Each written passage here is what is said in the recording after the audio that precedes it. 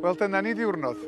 Dwi'n gwybod fod cyflwynwyr teledu yn dweud, wel, dwi wedi mwynhau fy hun yma'n Tregaron, ond wir i chi, mae o'n dod o'r galon pen dwi'n dweud, mae heddiw wedi bod yn diwrnod arbennig iawn fydd yn aros yn y co. A dwi wedi bod yn trio dadansoddi pam bod fi'n mwynhau. Mae'r Eisteddfod yn cynnig llwyfan. Mae'n bob math o bethau i bawb, ond mae'n cynnig llwyfan yn dydi. Mae'n cynnig llwyfan i feirdd a chantorion, i blant, i chwarae ar y maen llog. Mae'n cynnig llwyfan i gomedi, i ddramau ac i gerddoriaeth. A mae'r orsedd yn rhan bwysig o'r llwyfan yna, achos nhw ydy'r impresario sydd yn cynnig yr headline act, y prifeirdd.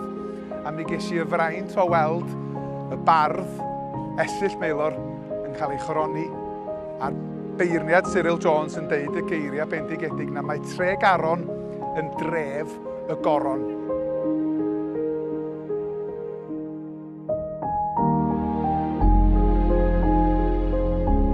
A rhywbeth arall wedi sylwi, bob blwyddyn mae'r Eisteddfod yn ychwanegu haen arall o hanes i ni. Haen arall o hanes ac o atgofion fydden ni'n drysori am byth. A beth sy'n bwysig am hynny ydy mae ein hanes ni ydi o.